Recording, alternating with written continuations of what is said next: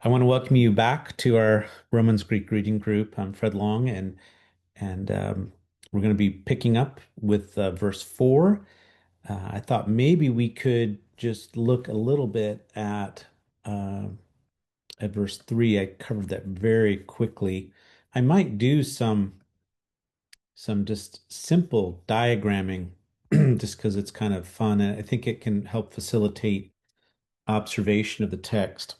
So we left off with verse 3, but to look at that again is you have an A, which is a conjunction which indicates alternative.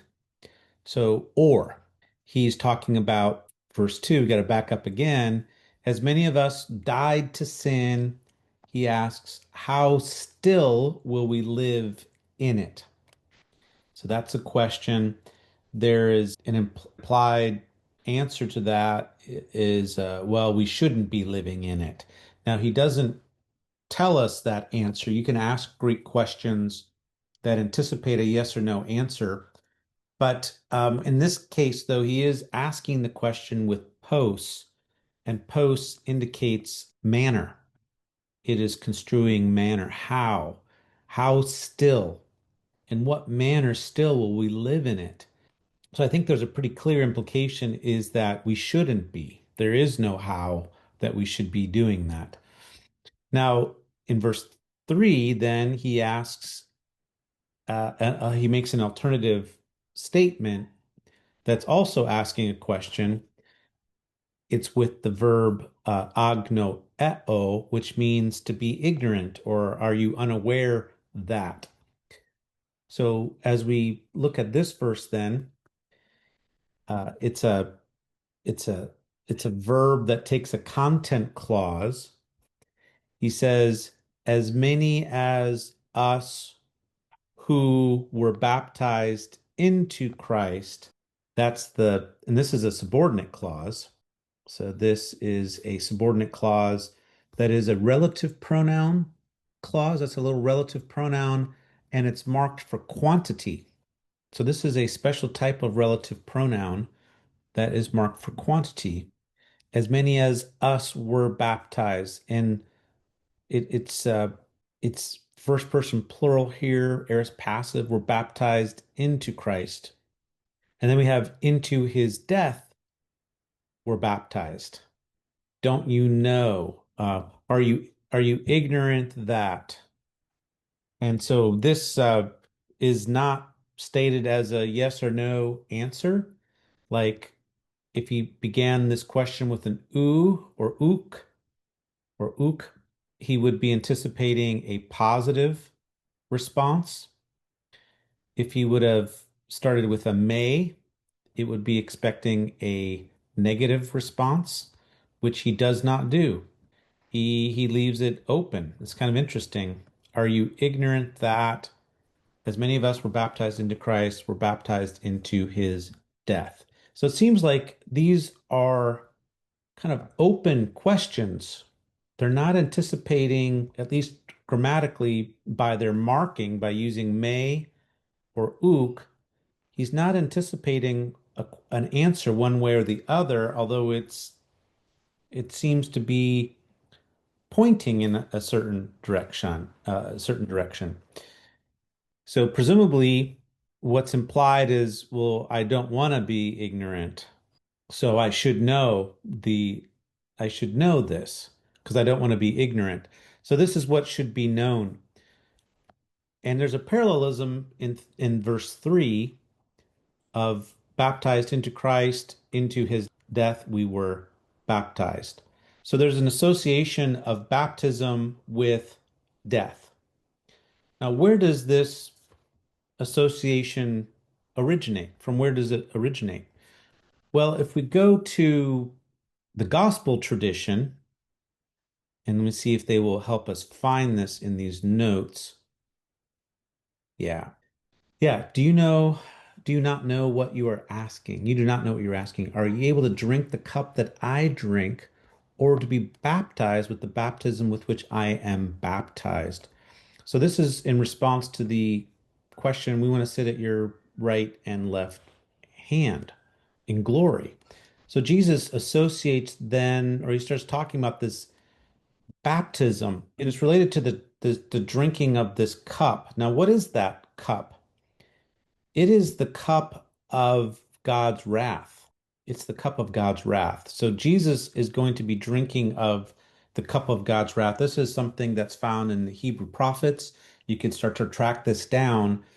So he understands that he is going to take something upon himself, and he calls it a baptism. And in Luke 12:50, he says, I have a baptism to undergo, and how distressed I am until it is accomplished. So I have a baptism to be baptized. And that's a so what is he meaning by this? So I would suggest to you that he's meaning his crucifixion. So I would suggest that Paul, when he's talking about baptism being associated with Jesus's death, that he's getting this from the Jesus tradition himself.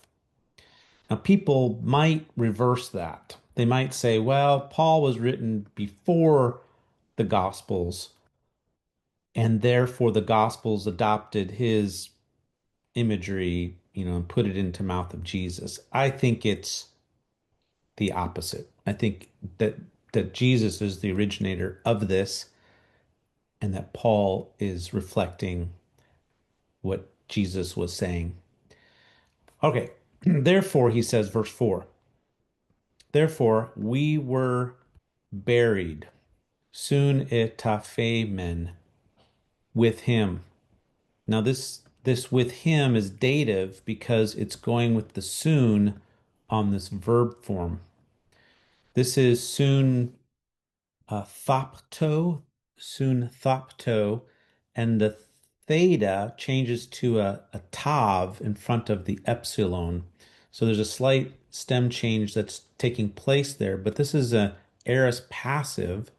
The theta eta ending that we typically associate with the aorist passive, the theta gets eaten up because of the combination with the pi, the p tav ending, thopt, and that becomes a phi.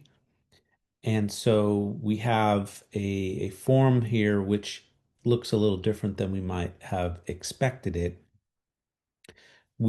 So therefore, this is drawing an inference and a making a new development. Therefore, we were buried with him through the baptism into the death. All right. So Paul's now explaining more about this metaphor. So Jesus was speaking metaphorically that there was an impending crisis that he was facing that he likened to a baptism. Paul now is saying our being baptized is symbolic of death, which then also has a burial, and we're buried with him. And this then is going to have a corresponding reality to it. And we're going to see that. So we were buried with him into death in order that, So here, this becomes a means. Whenever you have an in order that, you've got a means to an end, means to the end or the goal. And the goal is that we would walk in newness of life. Okay, so this is where he's going to come out. So we were buried with him into death through baptism in order that we would walk in newness of life. And there's an intervening clause here that we have to look at, and that is just as in fact Jesus was raised from the dead through the glory of the Father, through the glory of the Father. Thus also. So just as, and so Paul's making a comparison. So this osper is starting a comparative clause, which is working correlatively with these adverbs, utos as an adverb meaning manner, thus, ke being used adverbally in what's called thematic addition. The emis as an emphatic pronoun form that is unnecessary because the grammatical marking is already found in the subjunctive mood verb form, peripatesomen. So just as Christ was raised from the dead through the glory of the Father, thus also we ourselves would walk in newness of life. I mean, this is amazing. So the metaphor extends. So you got death, burial. That is like Christian baptism. The resurrection of Jesus is likened to living differently in the world. We could map this out. This is how Paul is explaining this analogically, metaphorically. There's an analog.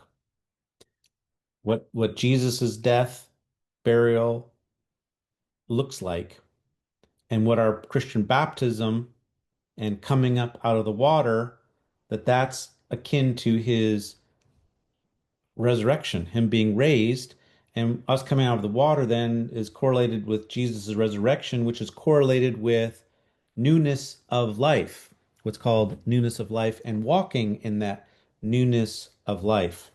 So all this is facilitated through identification with Christ in a profound way, identification with his death, with his resurrection, which means that our baptism is signifying both aspects of the death and the resurrection into the water, coming out of the water being a symbol of death.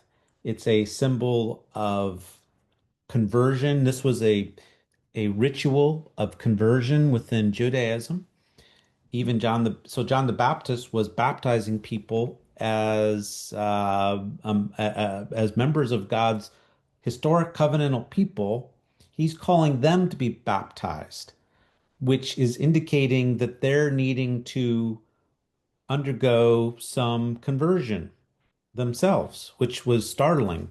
There was ritual bathing happening within Judaism, and there is, I think, a good possibility that their converts to Judaism underwent a baptism. I think that is disputed. One of our doctoral students, Ben Snyder, looked at that in detail in his dissertation. If you're interested in finding out more about his dissertation work, I'd be glad to share that with you, the title of it, at least, and maybe you can find it. I don't know if it's been published yet, but he is a great student, and so that work was very significant work. Okay, so yeah, that's what's going on here, is that death is likened to baptism death, but then it's also related to resurrection. And so then we are able to walk, live in newness of life. Now, this verb peripateo is metaphoric as well. It probably is related to the Hebrew halakha, which is like daily walking and living, like rules for walking, for living. So there is an analogy here. The Aristotle's school of philosophy is called the Peripatetics, based on the noun form of this word. Is there a relationship between that philosophical school and peripateo as a manner of life? Probably some loose connection there, at least in terms of the history of the word. But this word literally means to walk around. Peri meaning around and pateo meaning to walk. And so this word we will often translate it as live, but it literally is a word that metaphorically is describing our living as like walking around. So that's quite interesting too. And then you have the in the newness of life.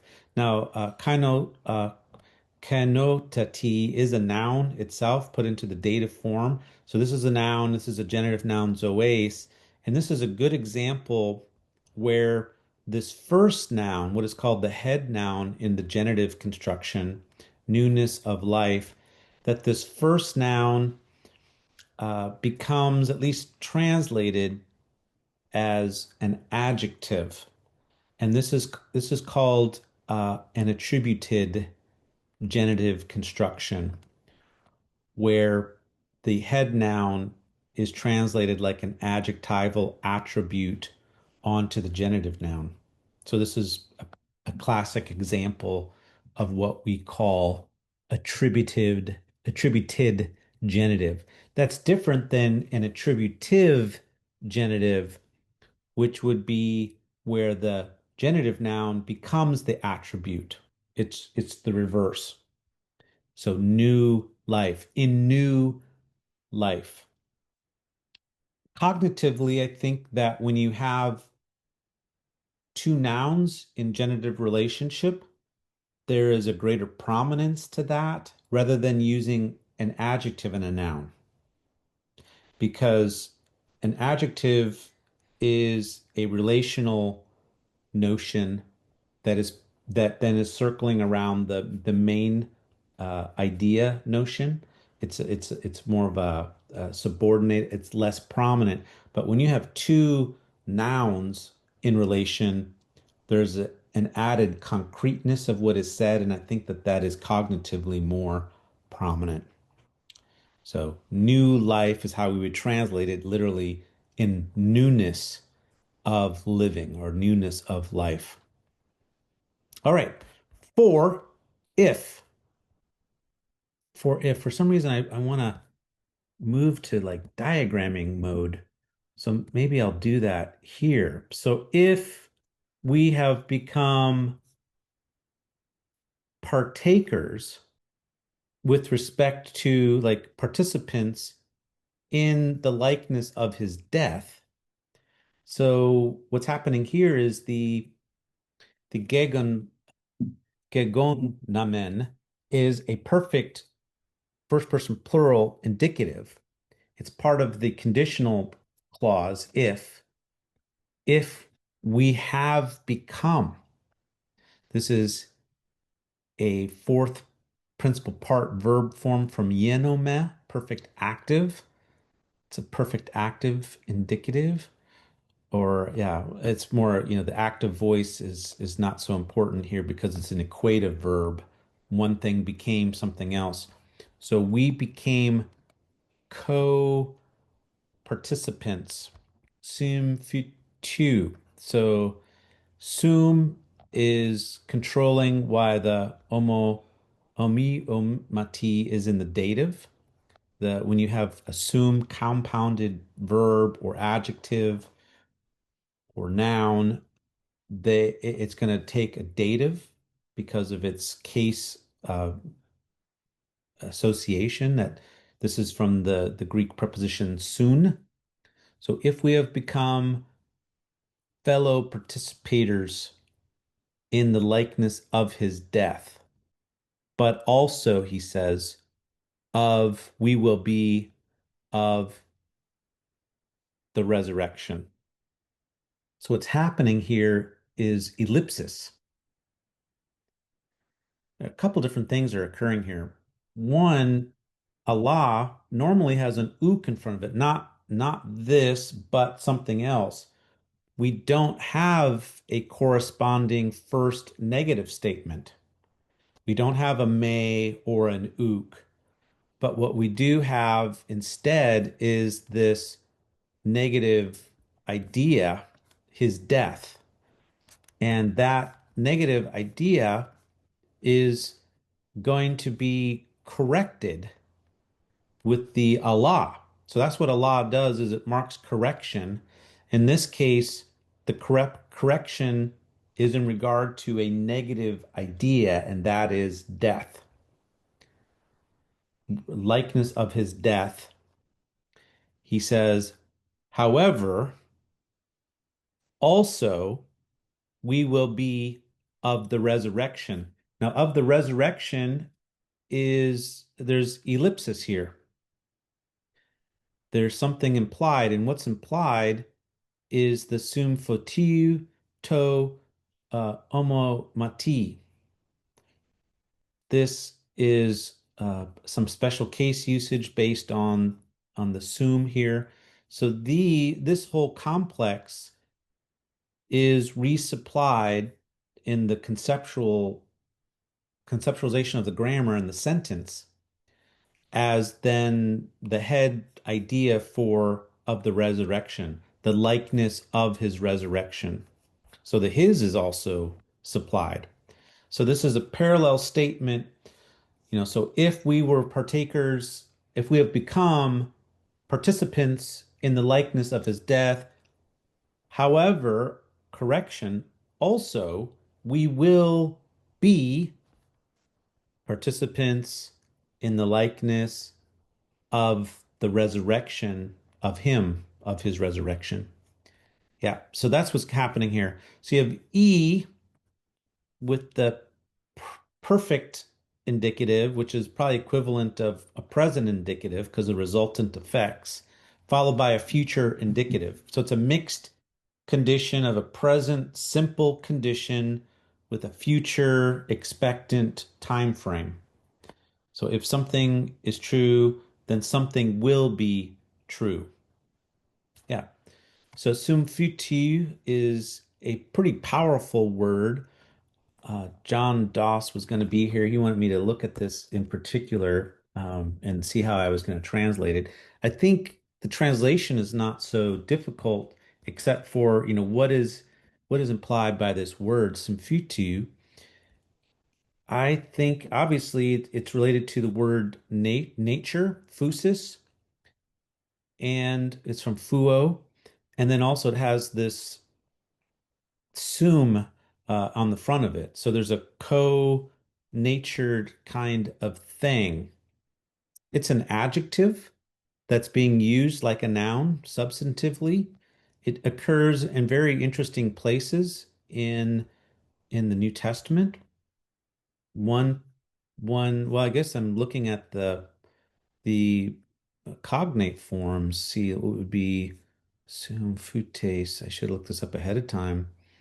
I thought this was the word that's used in Hebrews, talking about those who were fellow participants of the Spirit, but maybe it's a cognate form.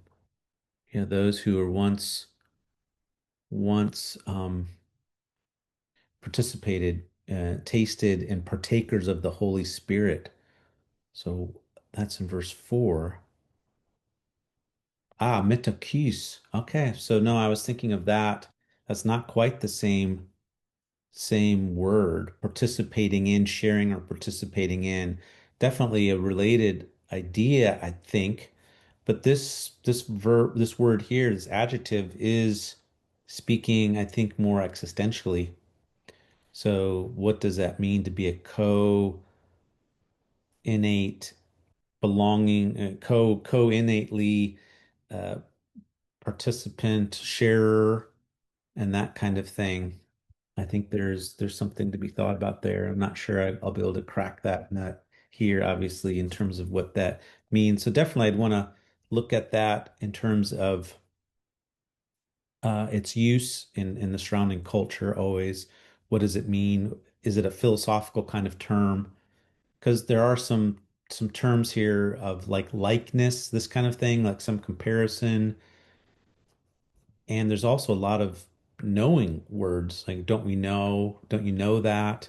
And we're going to see that Paul's going to appeal to knowledge even in this statement, right? So verse 6 is going to be ignore that raised dot there because that would make it seem like verse 6 is separated. But as we look at verse 6, it is in fact grammatically connected to this verse 5. So literally, then let's go on to verse 6. Knowing this, that our old person was crucified together with, co-crucified soon. I mean, there's an implied, with him, avto, I think, avto. And here I'm just reminded of Paul in Galatians, right? I've been crucified with Christ, with him. So it's I no longer live, but Christ lives in me. For life I live in the body, I live by faith in the Son of God who loved me and gave himself for me. So that's Galatians 2:20.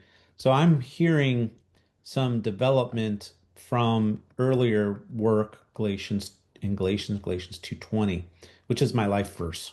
I don't know if you have a life verse, but that's one that um, it was one of the first ones I memorized that really spoke to me. So knowing this, all right, so this knowing this is hanging off of some previous verb. And I think it's hanging off of, we will be, verse 5. So, and Paul's using a reasoning here, right? He's using a condition, a protasis. If this is true, however, also this is true, if we're co-identifying, co-natured with the likeness of his death, we're co-natured in the likeness of his resurrection, knowing this, namely that this is a forward pointing device to set it up this way, knowing this is a way to add more stress to the target, that which the this is pointing to.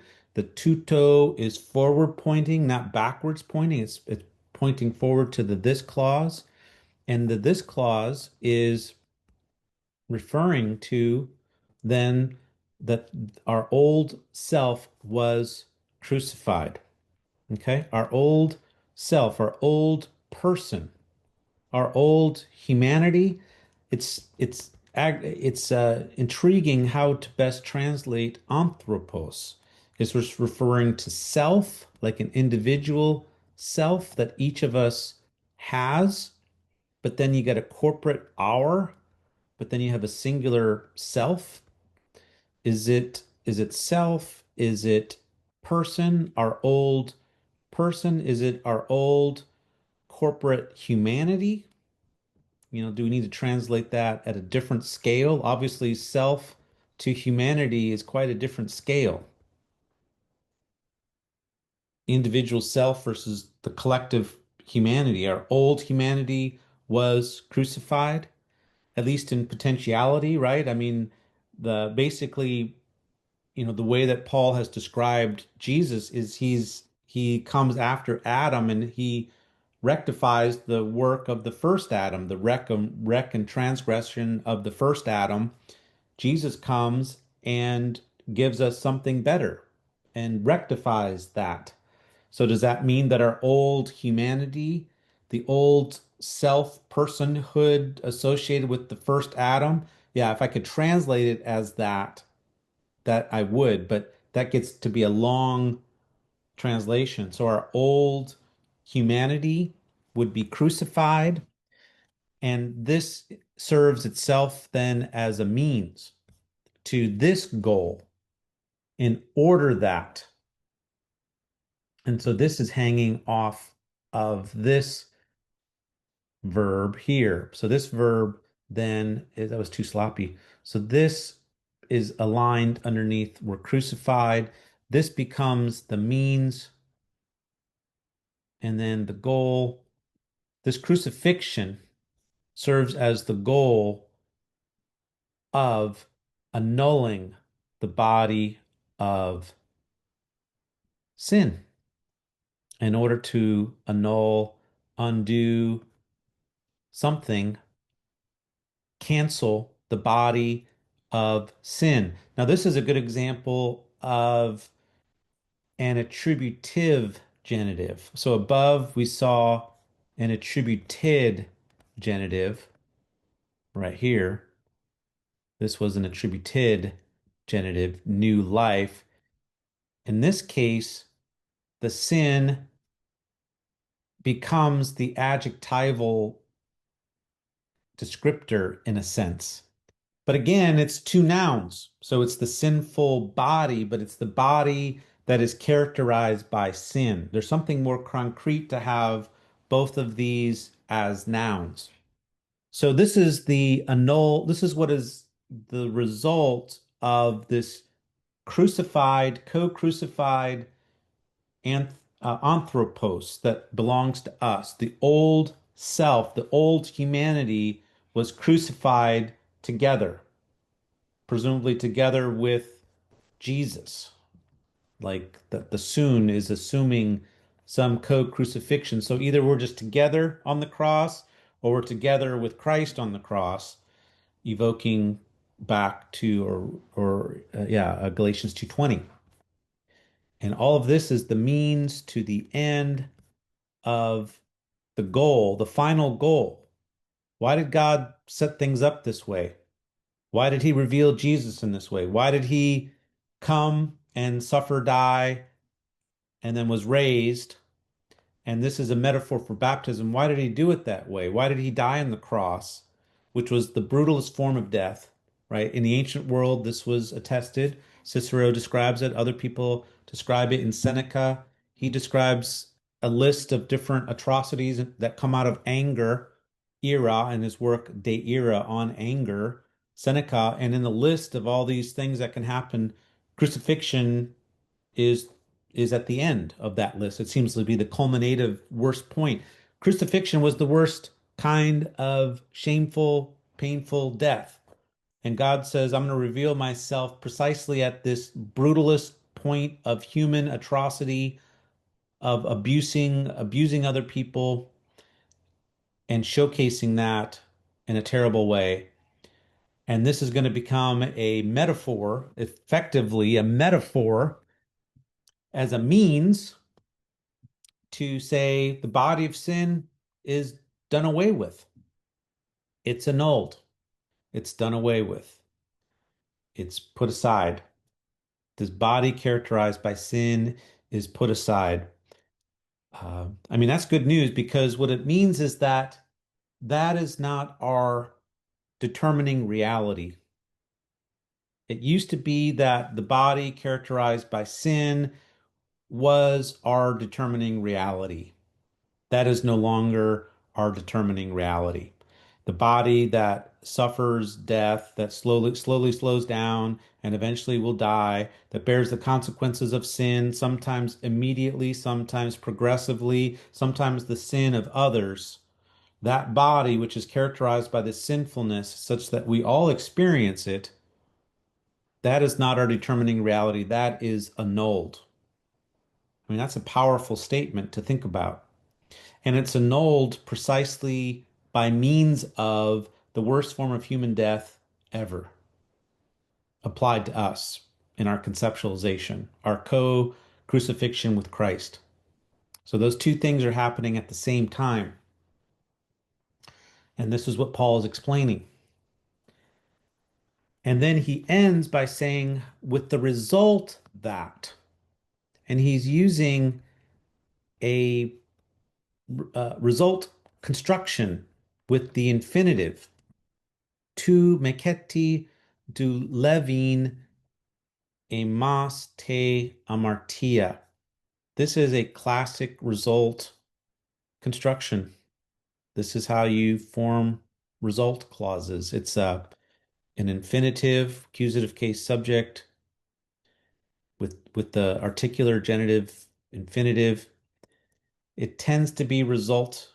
It can sometimes be purpose. To hear if it's a purpose clause, I mean, I kind of would like to take it as a purpose clause. I would prefer that. So maybe it is.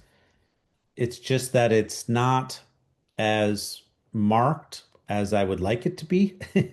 Because to me, I would want this to be um, more, if I'm spelling purpose, I'd like this to be a more emphatic kind of construction purpose.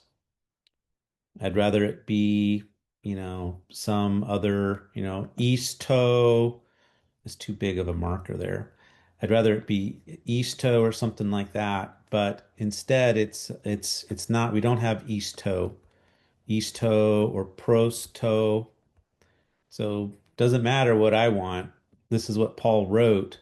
So we're left to deal with that. I would have liked east toe or pros toe, but we don't. We have what looks like could be just a simple result clause with an infinitive construction with the result that. What's the difference between a result and a purpose clause? So, well, a result has no intentionality behind it. That's the difference. So purpose construction is construing someone's intention, doing something as a means to arrive at some goal or end. But causality is not construing intentionality. Something happened and something B resulted. And it might be because I would maybe reflect and wonder if this is stated so obliquely, so passively, like the agency is kind of turned down, that maybe that's why we have a something that might be more like a result construction here. In other words, our old self was crucified. Well, who did that who did that crucifying? Was that something that God did to us? Did God crucify Jesus? No, we wouldn't say that. So it might be that the agency, the intentionality is is not in the forefront. And then we have, in order that that is marking purpose, that there's the annulment. So this does seem to be a goal. So all of this is, it seems to be an environmental setup that God allows to happen and that we have to participate in and be co-crucified with Jesus, that we need to identify ourselves and put ourselves on the place in that place with him in order that the body of sin would be annulled. So this is an aorist passive. So who's doing that agency? Who's doing that agency? So that's passive. And so it might be because you have these two passive constructions that then you have a loosely conceived result. Now, I think this is a very significant result because it gets to the heart of what Paul is going to be talking about, and that is that we are no longer serving sin. Present tense, we are no longer, present tense infinitive, we are no longer servants to sin. So meketi, no longer. So is this with the result that we are no longer serving sin, or in order that this was all God's divine setup? I'll use theta to represent God. This was all God's setup. Theos, I better make sure I clarify that's not a null sign. So theos, use all of this as a means to this end, and then we have a subsequent, is this a result or a purpose? And that's kind of what I'm just walking around. To me, the idea should be more prominent if it is indeed a purpose, but it may be construed or at least depicted as more like a result clause because of the passivity of these verbs. That's something to explore, and I'm just being honest about that in terms of the semantic marking.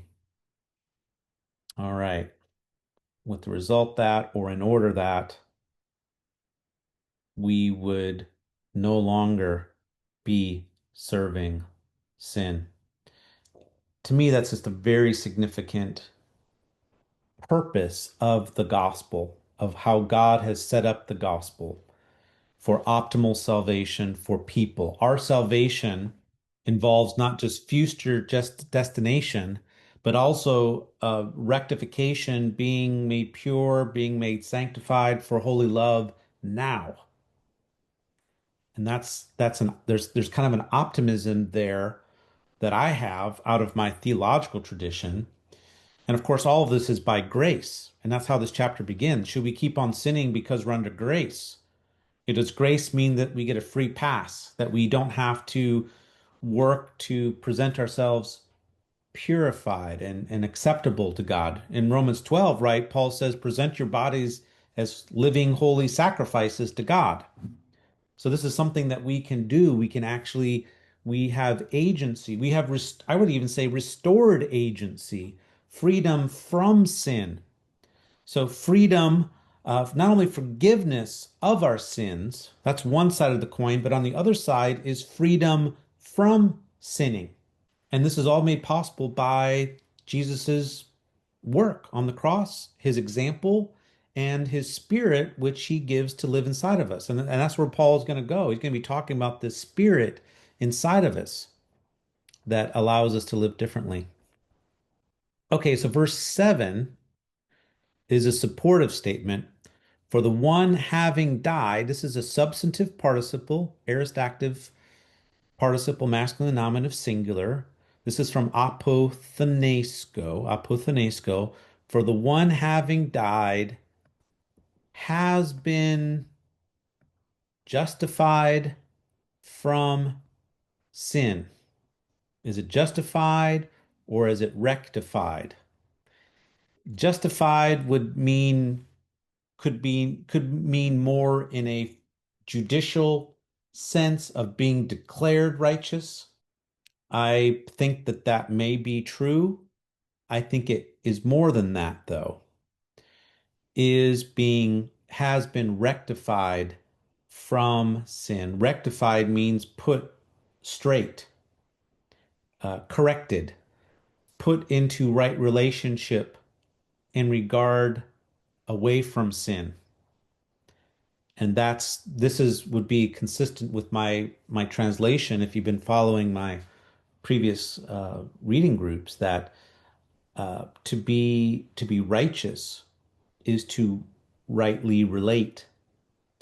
Rightly relate. God rightly relates to us to condemn sin as creator, to condemn it in us, but also to lovingly correct us and make us like his son Jesus, to rectify us, to make us corrected and able to be living differently.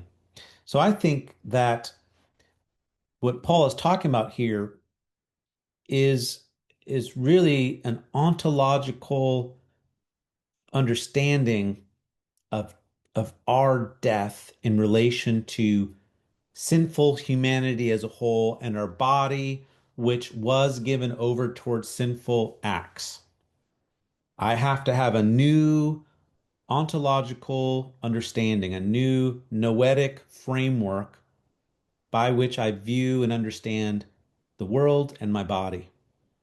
And that new framework is rectification, rightly relating from sin, away from sin, right? The body of sin, the body characterized by sin, the sinful body has been annulled. That's not my primary reality. My primary reality is being co-crucified with Christ, and no longer living, but Christ living in me. And that's what Paul says in Galatians. He's going to say something nearly similar right here. That which he lives to God. Yeah. All right. So if he says, but if we died with Christ, simple statement of fact, we believe that. So here we have a present simple condition, a past simple condition. If we died with Christ, that's past framework. We now believe and trust that, and that trust, that believing is also that we will live with him. And this is future time frame from sudzao, to live with. Here's that preposition soon that takes the dative case. It's been added to the front of zao. Zao is to live. Also that we will live with him. We believe that we will also live with him. If we died with him, we believe presently we will also live with him. So we're destined to be living with Christ. So this is the death framework if we died with Christ. Knowing that. Now this again, this period here, this raised dot, we got to do away with that because verse 9 is a post positioned explanatory participle. Knowing that. So there's a lot of cognition, there's a lot of appeal to knowing. We saw that up here, knowing that, and now we're seeing it here, knowing, knowing. There's a lot of knowing. We have to be straight in our thinking, clear in our thinking, clear in understanding what has happened, knowing that Christ, so in the content of that knowing is indicated by the OT, knowing that Christ, having been raised from the dead, this is a little circumstantial prepositioned participle clause, having been raised from the dead, this is a framework, providing a framework. Let's say FW, framework, having been raised from the dead, no longer dies. Present tense. Christ no longer dies. So we will live with him. So what that means is we will live with him means that there is a time when we will never die. Christ never dies. He no longer dies. He's in a position now where he never dies.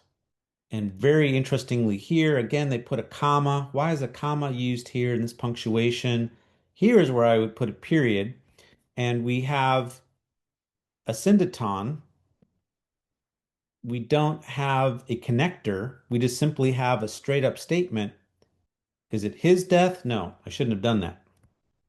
Because this verb is a verb of ruling. Kurievi.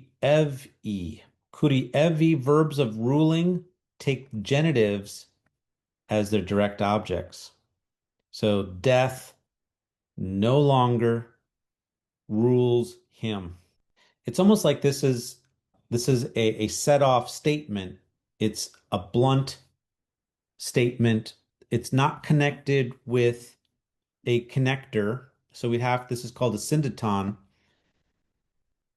It may be a particular, it might be a move from general. He no longer dies. The specific of that means that death no longer rules him. So there is a reason why there is a syndeton here because there's no connector that would have adequately communicated the relationship.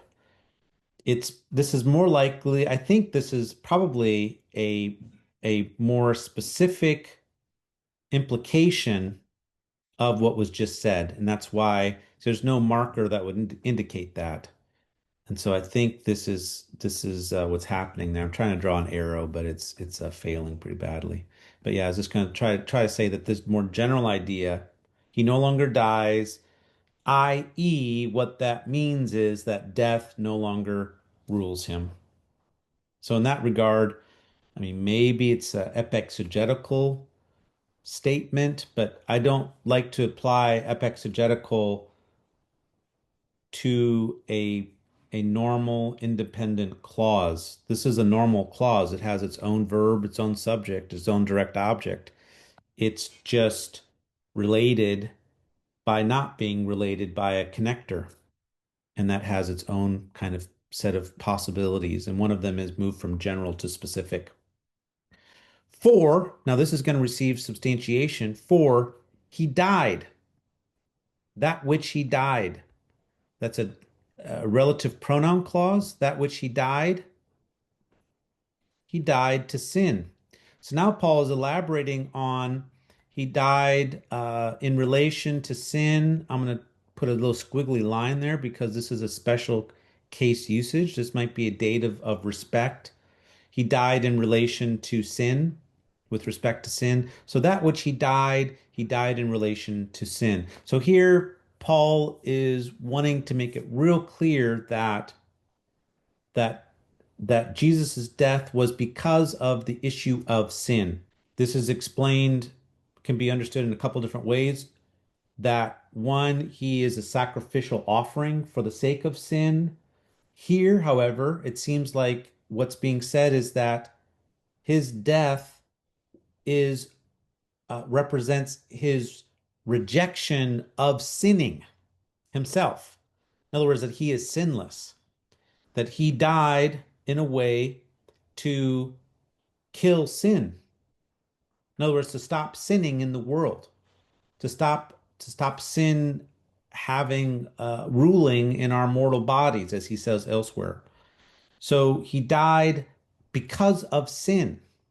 I think it's because of the ruling power of sin. He died. That which he died because of that reality, to die for it, to stop it, and on behalf of it, to set us free from it, and this kinds of things. And he died once and for all. It's a one-time deal. It's kind of related to the Uketi up here. He no longer dies. He died once and for all to conquer and do away with the body of sin. So his death is for the sake of dealing with sin conclusively. It's not a repeated sacrifice. It's a once and for all sacrifice. It's a once and for all death. Paul goes on, he says, moreover, death, new development, distinctive development, that which he lives to God, in relation to God, with respect or for the advantage of God or for the sake of God. This might be a dative of advantage. And I didn't need to put that in bracket because indeed this is the this is the direct object or a dative of special for the sake of, I'll put that in curly braces, special use of the dative. So that which he lives in respect to God or for the benefit of God or for God's sake or for the glory of God, kind of assumed. Yeah, assumed here. So that which he lives for God. Yeah, this just kind of reminds me of Galatians. For life I live in the body, I live by faith in the Son of Man. So it seems like there's some development there. All right. So that which he lives for God. Present tense. He's alive still. He's not dying again. And then he says, thus also we or you, thus also you consider yourselves to be dead. Consider yourselves to be dead on the one hand, with respect to sin.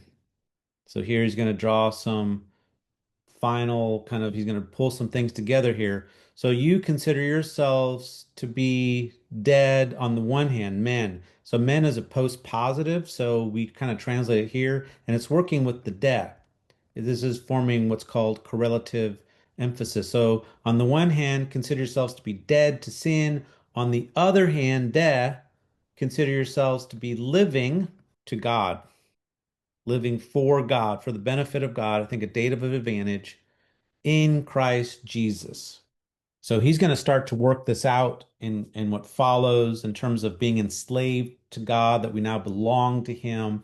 So this is all for God. This is the restoration project of God and Jesus, is to make humans rightly relate to ourselves by repenting from sin, rightly relate to offering our bodies as they were intended to be to for God, to be lived for God.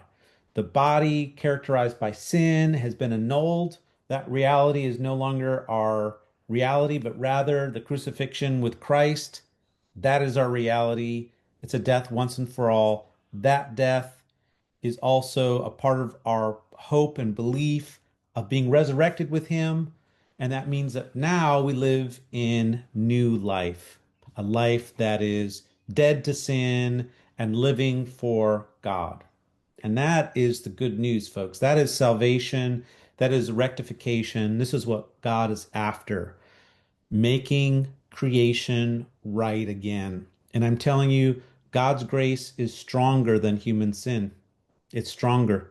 It's stronger. It helps us overcome it.